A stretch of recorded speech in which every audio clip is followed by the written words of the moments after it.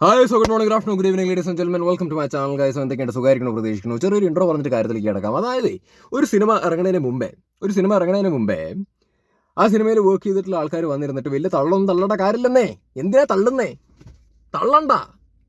അതേപോലെ തന്നെ സിനിമയെ കുറിച്ചിട്ട് വലിയ വലിയ അവകാശവാദങ്ങളൊന്നും പ്രേക്ഷകരുടെ മുമ്പിലേക്ക് അടിച്ചങ്ങ് വിടണ്ട. ഒരു കാര്യമില്ല. പ്രൊമോഷനൊക്കെ വേണം, അതൊരു സൈഡിൽ കൂടെ നടത്താം. പിന്നെ ആവശ്യമില്ലാത്ത തള്ളുകളൊക്കെ ഇരുന്ന് തള്ളി വിടുമ്പോൾ ചിലപ്പോൾ ആ സിനിമയ്ക്ക് കൂടുതൽ വിസിബിലിറ്റി ഒക്കെ കിട്ടുമായിരിക്കും. പ്രേക്ഷകർക്ക് ആ സിനിമ കാണാനുള്ള ആക്രാന്തം കൂടുകയായിരിക്കും. പക്ഷേ ആ ആക്രാന്തവും വെച്ചിട്ട് ആൾക്കാർ സിനിമ കാണാൻ വേണ്ടി വരുന്ന സമയത്ത് ആ തള്ളിയനുസരിച്ചിട്ട് പടമില്ല എന്നുണ്ടെങ്കിൽ ആളുകൾ കയറിയിട്ട് ചിലപ്പോൾ ചീത്ത വിളിക്കും. ചിലപ്പോൾ പടം ആളുകൾക്ക് എൻജോയ് ചെയ്യാൻ വേണ്ടി പറ്റില്ല എന്ന് മാത്രമല്ല, പടം തിയേറ്ററിൽ നിന്ന് എടുത്ത് മാറ്റേണ്ടി വരും, പടം പൊട്ടുകയും ചെയ്യും. പറഞ്ഞു വന്നത് ഇത്രയേ ഉള്ളൂ. വലിയ തള്ളുകളുടെ ഒന്നും ആവശ്യമില്ല. നല്ലൊരു സിനിമയാണെങ്കിൽ അത് തിയേറ്ററിൽ ഇറങ്ങുന്ന സമയത്ത് അതങ്ങ് ഹിറ്റായി പൊക്കോളും. That's it. ഇനി നമുക്ക് കാര്യത്തിലേക്ക് കിടക്കാം. അന്വേഷിപ്പും കണ്ടെത്തും. ഈ സിനിമയുമായി ബന്ധപ്പെട്ടിട്ട് എന്തെങ്കിലും ബഹളങ്ങൾ അവിടെ ഇവിടെയൊക്കെ ആയിട്ട് നിങ്ങൾ കേട്ടായിരുന്നോ? ആ സിനിമയുടെ ടീം പ്രൊമോഷൻസ് ഒക്കെ കൊടുത്തിട്ടുണ്ടായിരുന്നു. പക്ഷേ അവർ വലിയ തള്ളുകൾ തള്ളാനോ അല്ലെങ്കിൽ വലിയ കൊട്ടിമേളങ്ങളോ ഒന്നും ഉണ്ടായിരുന്നില്ല. വളരെ സൈലന്റ് ആയിട്ട് ഈ സിനിമ തിയേറ്ററുകളിലേക്ക് അങ്ങോട്ട് വന്നു. വളരെ ഡീസൻ്റ് ആയിട്ട് തന്നെ ഈ സിനിമയ്ക്ക് തിയേറ്ററുകളിൽ ഓടിക്കളിക്കാൻ വേണ്ടി പറ്റും തന്നെയാണ് ഞാനെന്ന പ്രേക്ഷകൻ ഈ സിനിമ കണ്ടോർത്തോളം തോന്നിയത്. ഇതെൻ്റെ വ്യക്തിപരമായിട്ടുള്ള അഭിപ്രായം കേട്ടാ. വ്യക്തിപരമായിട്ടുള്ള അഭിപ്രായമാണ്. എനിക്ക് പേഴ്സണലി സിനിമ ഭയങ്കരമായിട്ട് ഇഷ്ടപ്പെട്ടു. വളരെ എൻഗേജിങ് ആയൊരു സിനിമ. എന്നെ സംബന്ധിച്ചിടത്തോളം ഇല്ലേ, ഈ ക്രൈം ത്രില്ലർ ഇൻവെസ്റ്റിഗേഷൻ എന്നൊക്കെ പറയുന്നൊരു പരിപാടി ഇഷ്ടമുള്ളൊരു ജോണറയാണ്.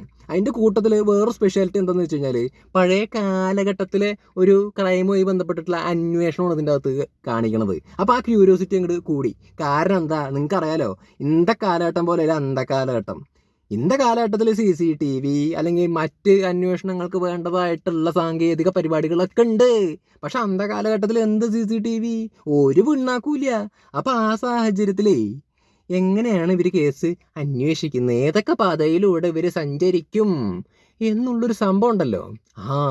ആ കാര്യത്തിൽ ഇവർ 100% വർക്കായിട്ടുണ്ട്. അത് ഗംഭീരമായിട്ട് ഇതിൻ്റെ അകത്ത് വന്നിട്ടുണ്ടെന്നേ. പിന്നെ മാത്രമല്ല, പഴയ കാലഘട്ടം സിനിമാറ്റിക് ആയിട്ട് വിഷ്വലി കാണിക്കുക എന്ന് പറയുന്നത് അത്ര എളുപ്പമുള്ള കാര്യമൊന്നുമല്ല. വളരെ കൺവിൻസിങ് ആയിട്ട് കാണിക്കണമല്ലോ. ആ കാര്യത്തിലാണെങ്കിലും ഇവർ വിജയിച്ചിട്ടുണ്ട്. പഴയ കാലഘട്ടങ്ങളിലൊക്കെ ഭയങ്കര രസകരമായിട്ട് തന്നെ ഇതിൻ്റെ അകത്ത് നമുക്ക് കാണുമ്പോൾ ഒന്നും തോന്നില്ല. ആ രീതിയിൽ ഇത് എടുത്തു വെച്ചിട്ടുണ്ട്. ഇനി നോർമലായിട്ട് സംസാരിക്കാം. ഈ സിനിമയുടെ ഫസ്റ്റ് ഹാഫ് ഇങ്ങനെ, സെക്കൻഡ് ഹാഫ് ഇങ്ങനെ എന്നൊക്കെ പറഞ്ഞിട്ട് സംസാരിക്കാൻ തുടങ്ങിക്കഴിഞ്ഞ് കഴിഞ്ഞാൽ ഒരുപാട് സ്പോയിലേഴ്സ് വരും. അത് വേണ്ട.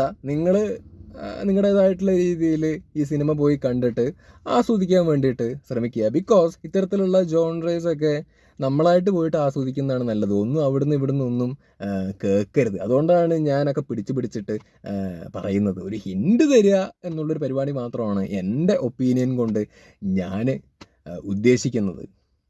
പിന്നെ ടോവിനോ തോമസ് നല്ല ഗംഭീരമായിട്ട് തന്നെ ഇതിൻ്റെ അകത്ത് ചെയ്തു വെച്ചിട്ടുണ്ട്. എനിക്ക് ഒരുപാട് ഇഷ്ടമുള്ളൊരു നടനാണ്.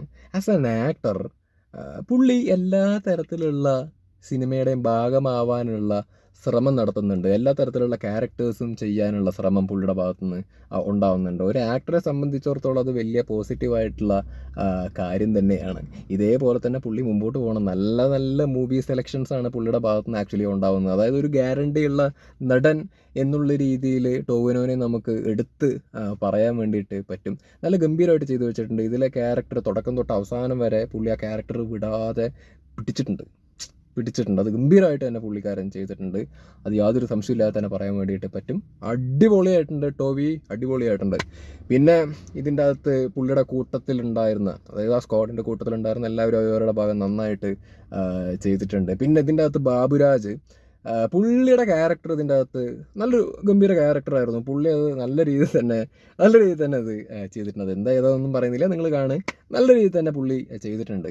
പിന്നെ ഇതിൽ അഭിനയിച്ചിട്ടുള്ള ആൾക്കാർ നന്നായിട്ട് ചെയ്തിട്ടുണ്ടെന്നൊന്നും പറയുന്നതിൽ വലിയ അർത്ഥമൊന്നുമില്ല. കാരണം അഭിനയിക്കാൻ അറിയുന്ന ആൾക്കാരൊക്കെ തന്നെയാണ്. നമ്മളത് പറയുന്നത് വെറും ക്ലീശയായിരിക്കും. സിദ്ദിഖ് കേൾക്കുന്നുണ്ട്, നന്നായിട്ട് ചെയ്തിട്ടുണ്ട്. എല്ലാവരും ഒന്നിനൊന്ന് എല്ലാവരും മെച്ചം. അപ്പോൾ ഓവറോൾ ഒരു നല്ല ഡീസൻ്റായൊരു സിനിമ, നല്ല ക്ലീൻ ആയിട്ടുള്ളൊരു സിനിമ, നല്ല ക്ലിയർ ഹിറ്റാവുമെന്ന് തന്നെയാണ് ഞാൻ പ്രതീക്ഷിക്കുന്നത്. അപ്പോൾ ദാറ്റ്സ് ഇറ്റ്. ഓഫ് കോഴ്സ് ഈ വീഡിയോൻ്റെ താഴെ ഇനി അയാളുടെ റിവ്യൂ വരട്ടെ, ഇയാളുടെ റിവ്യൂ വരട്ടെ. അയാളുടെ റിവ്യൂവിന് വേണ്ടിയിട്ട് ഞാൻ കാത്തിരിക്കുന്നു. അയാളുടെ റിവ്യൂ ആണ് ശരി, ഇയാളുടെ റിവ്യൂ ആണ് ശരി എന്നൊക്കെ ഉള്ളത് വരുമോ? വീണ്ടും പറയുകയാണ്, ആരുടെ റിവ്യൂസിൽ അല്ലെങ്കിൽ ഒപ്പീനിയനിൽ ശരി തെറ്റുകളില്ല. അത് മനസ്സിലാക്കുക. അവൻ്റെ ശരി ഇവൻ്റെ ശരി എന്നുള്ള സാധനമൊന്നുമില്ല. എല്ലാവരും പറയണം അവനവൻ്റെ അഭിപ്രായങ്ങളാണ്, അവനവൻ്റെ ആസ്വാദന രീതിക്ക് അനുസരിച്ചിട്ടുള്ള അഭിപ്രായങ്ങളാണ് പറയുന്നത്. അതിൽ ഈ അഭിപ്രായം തെറ്റാണ്, ഈ അഭിപ്രായം ശരിയാണെന്ന് പറയുന്നതിൽ അർത്ഥമില്ലല്ലോ.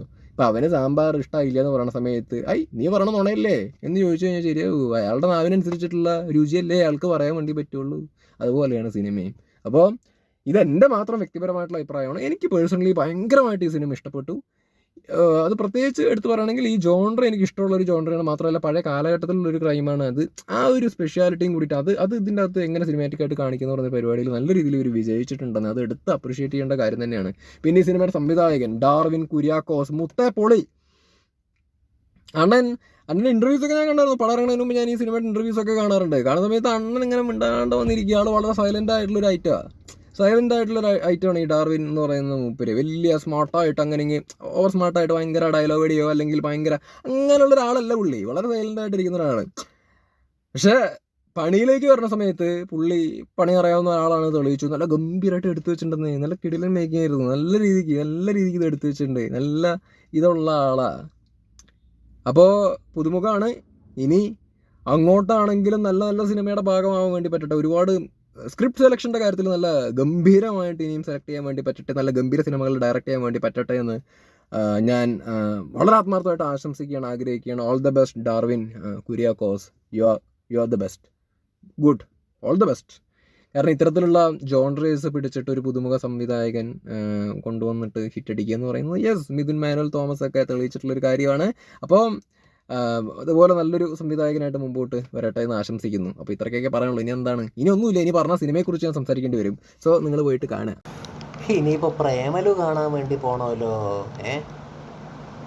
ഇനിയിപ്പോൾ അത് പോയി കണ്ടിട്ട് അതിൻ്റെ ഒപ്പീനിയനൊക്കെ ആയിട്ട് വരാം. നിങ്ങൾ കണ്ടോ പ്രേമലു? നിങ്ങളേതാ കണ്ടത്? പ്രേമലു ആണോ അന്വേഷിപ്പിൻ കണ്ടെത്തുമാണോ?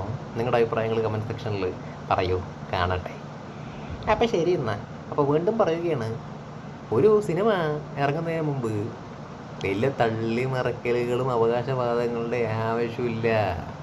നല്ലൊരു സാധനമാണെന്നുണ്ടെങ്കിൽ വെറുതെ ഒരു പ്രൊമോഷൻ അങ്ങ് കൊടുത്തു വിട്ടാൽ മതി, വളരെ നോർമലായിട്ടേ. പിന്നെ തിയേറ്ററിലേക്ക് വരുന്ന സമയത്ത് ആൾക്കാർ വളരെ ശാന്തമായി കണ്ടിട്ട് ഇഷ്ടപ്പെട്ട് കഴിഞ്ഞാൽ ആ സിനിമ ഹിറ്റായി പൊക്കോളും. ഇതല്ലാതെ വെറുതെ ഭയങ്കര ഹൈപ്പൊക്കെ കൊടുത്തിട്ട് വന്നിട്ടേ എന്ത് കാര്യത്തിന് ആൾക്കാർക്ക് കാണാനുള്ള ക്യൂരിയോസിറ്റിയും ആക്രാന്തം കൂടുന്നല്ലാണ്ട് എങ്ങാനും ആ ആക്രാന്തത്തിനനുസരിച്ചിട്ട് സാധനം ഉയർന്നില്ലെങ്കിൽ പടത്തിൻ്റെ കാര്യം തിയേറ്ററിൽ തീരുമാനമാവും. അപ്പം അങ്ങനെ ഒരു റിസ്ക് പരമാവധി സിനിമാക്കാരെടുക്കാതിരിക്കാൻ വേണ്ടി ശ്രമിക്കുക. സൈലൻ്റായിട്ട് ഇറക്കുക, ഉഷാറാക്കി അങ്ങ് വിടുക. അതിനെന്ത് വേണം? സ്ക്രിപ്റ്റിൽ ഒരു കോൺഫിഡൻസ് ഉണ്ടാവണം. ശരി.